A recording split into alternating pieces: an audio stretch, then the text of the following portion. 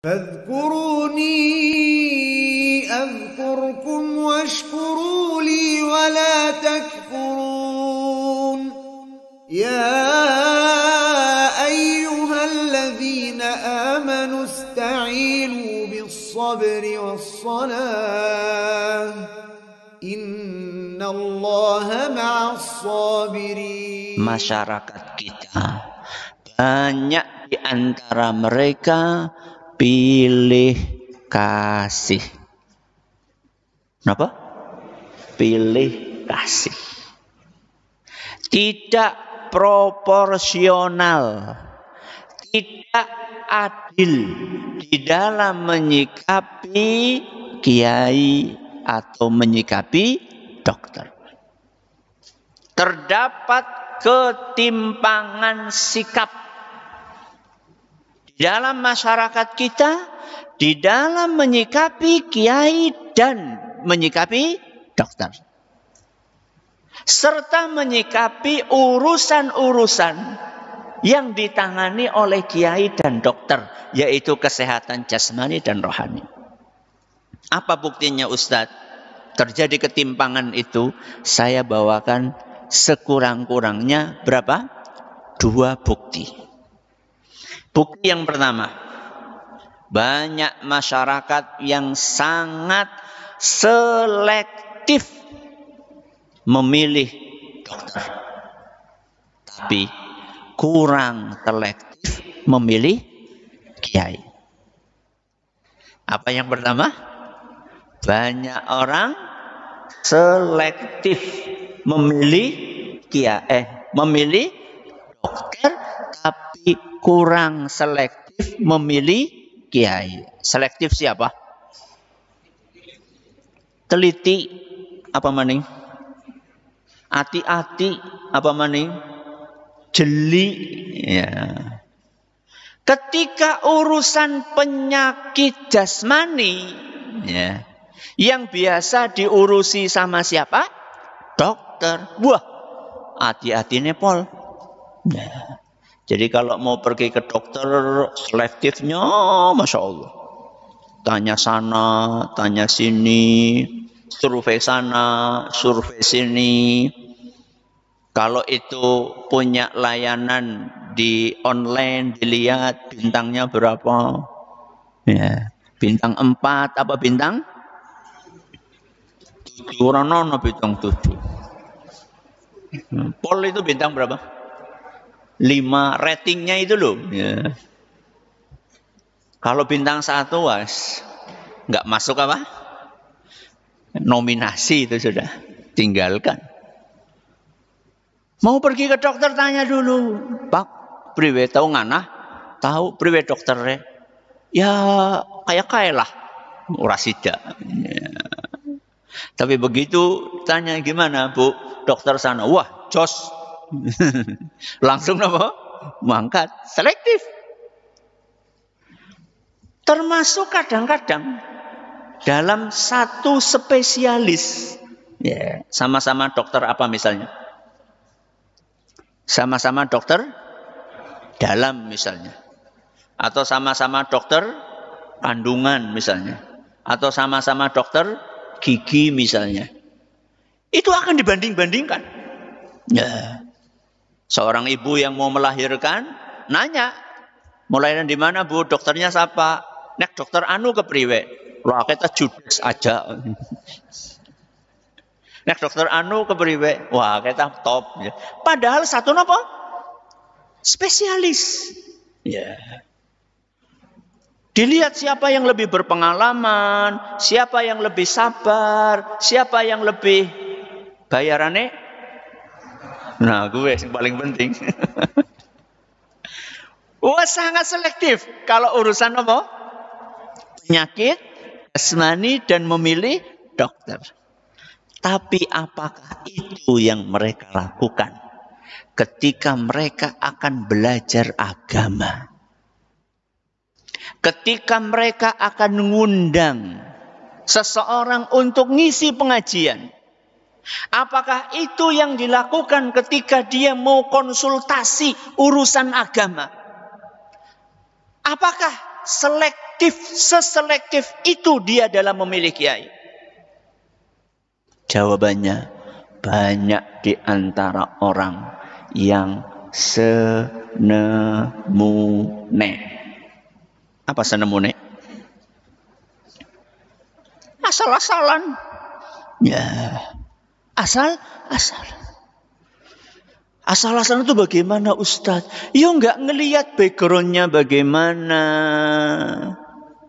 Orang itu bisa menjadi ulama, ujuk-ujuk lahir cepat jadi ulama, atau ada prosesnya? Ada prosesnya. Itu yang namanya background keilmuan. Napa? Background keilmuan. Latar belakang keilmuannya bagaimana? Dia itu belajar sama siapa? Belajar sama ulama siapa? Di pondok mana? Di kampus mana? Sudah menyelesaikan kitab apa saja? Ini namanya background. Ketika kita akan belajar ilmu agama, ketika kita akan konsultasi masalah agama, ketika kita akan mengundang seseorang mengisi pengajian, maka perlu dilihat backgroundnya. Jadi tidak ujuk-ujuk seorang muncul jadi apa? Kiai, enggak. Kan sekarang banyak artis tobat langsung jadi apa? Ustadz. Wonten kata. Wong kadang-kadang membaca Al-Quran saja belum bisa. Napa? Membaca Al-Quran saja belum bisa. Apalagi menafsirkannya. Wah, itu lebih berat mana? Membaca napa menafsirkan? Menafsirkan. Wong membacanya saja belum bisa. Kok diberi kesempatan untuk mengajarkan Al-Quran dan menafsirkan Al-Quran? Kisi kepriwe? Coba sekarang saya tanya sama jenengan. Ada orang baru semester 1 fakultas kedokteran. Baru napa? Semester 1 fakultas kedokteran. Jangan mau diperiksa sama dia. Kok sepi? Mau enggak? Enggak mau. Mbok? Salah. Betul? Mbok salah. Kudune dicabut malah ditambal. Kudune ditambal malah dicabut. Mau? Enggak. Mbok salah.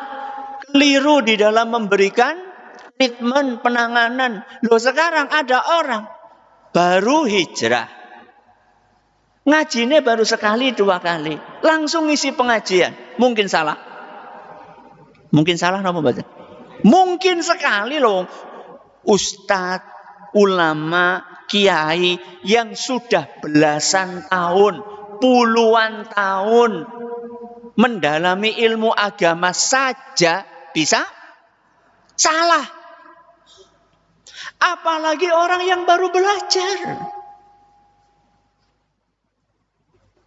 Ustaz, apa ada malpraktek dalam dunia perkiaian?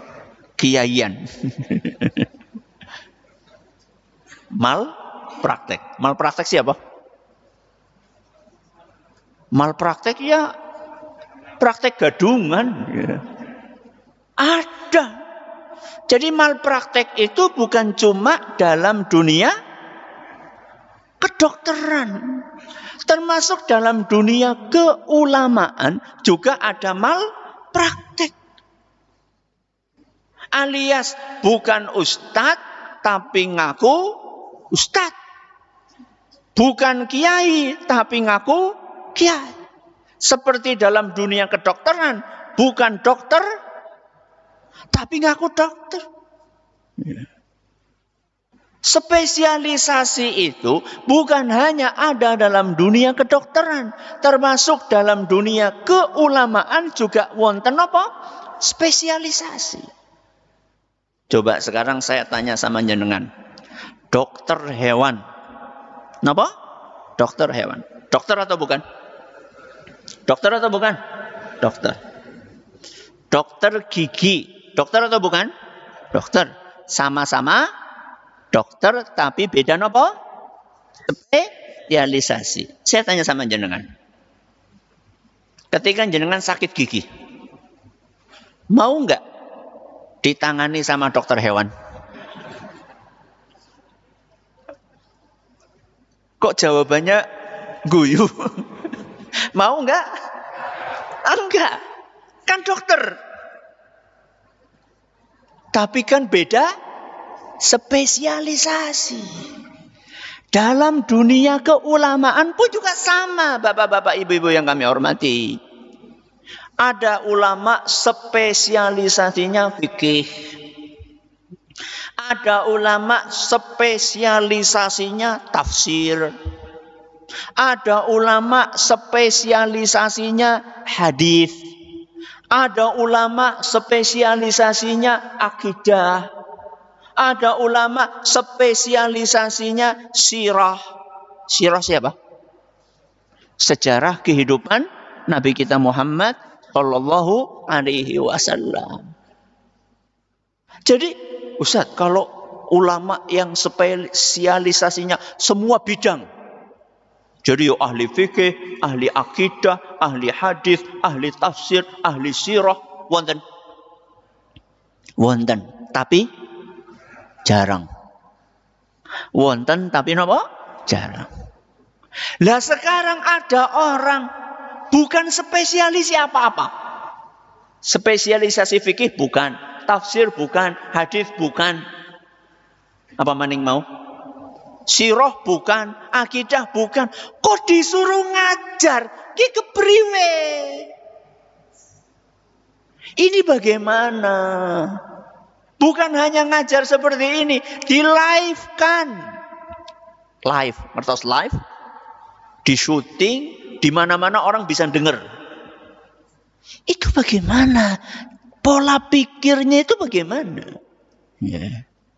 Jadi kembali kepada fenomena malpraktek. Ternyata Nabi kita Muhammad Sallallahu Alaihi Wasallam sejak 14 abad yang lalu, beliau sudah mengisyaratkan akan adanya fenomena malpraktek dalam dunia keulamaan. Sebagaimana yang beliau sabdakan dalam sebuah hadis yang diriwayatkan oleh Imam Bukhari dan Muslim, di mana Nabi kita Sallallahu Alaihi Wasallam bersabda, Innallaha la yaqbidul ilman tiza'an yantazi'uhu minal ibad. Sesungguhnya Allah Subhanahu wa ta'ala ketika ingin mencabut ilmu dari muka bumi, maka Allah bukan mencabutnya dengan cara dicabut dari para ulama, dari para manusia. Jadi ada orang punya ilmu, Allah pengen nyabut ilmu itu bukan dengan cara ilmune sing dicabut. Misal nih, ada seorang menguasai ilmu fikih, Allah pengen cabut ilmu itu, terus fikih jadi mabur gitu. Jadi lepas, bisa dilihat. Enggak, bukan seperti itu caranya. Terus bagaimana caranya? Walakin yaqbidul ilma biqabdil ulama.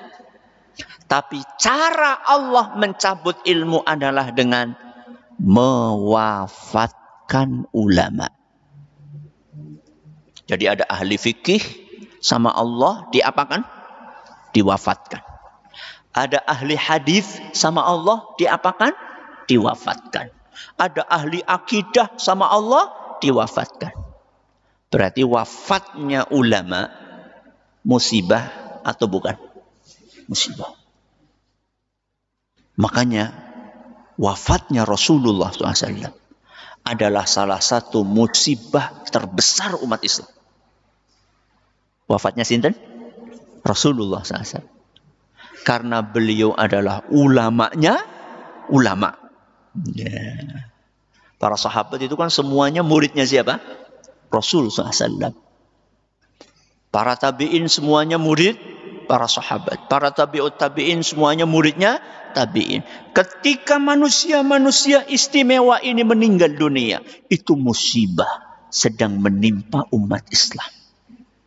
Jadi wafatnya ulama, wafatnya ustadz, wafatnya kiai, wafatnya tuan guru, ajengan, buya, itu adalah musibah besar buat umat Islam.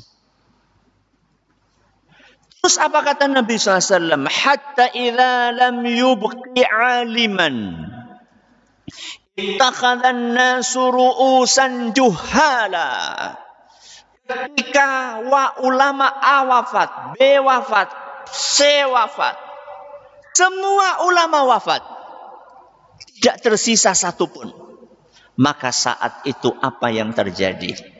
Orang-orang akan mencari panutan, mencari rujukan. Ulamanya sudah tidak ada. Akhirnya yang dijadikan rujukan siapa? Ya yang bukan ulama. Berarti maaf, orang-orang bodoh. Sinten? Orang-orang bodoh. Karena ulamanya sudah tidak ada. Akhirnya orang-orang pada mencari rujukan. Rujukannya sudah tidak ada. Wong sudah meninggal kok. Terus bagaimana? Yang dicari adalah orang-orang bodoh yang dijadikan sebagai rujukan. Fasu'ilu fa'aftau bighairi ilmin. Orang-orang yang tidak layak dijadikan rujukan tersebut, mereka ditanya sama para pengikutnya. Apa hukumnya A, apa hukumnya B, apa hukumnya C. Mereka pada belajar kepada orang-orang tersebut. Karena mereka nggak punya ilmu, maka mereka menjawab tanpa ilmu. Apa yang terjadi? Fadhallu wa adallu. Orang-orang tadi tersesat dan menyesatkan para pengikutnya. Ini adalah fenomena malpraktek. Berarti sebagai seorang muslim, ketika kita akan ngaji, ketika kita akan belajar ilmu agama, ketika kita akan minta fatwa, harus selektif.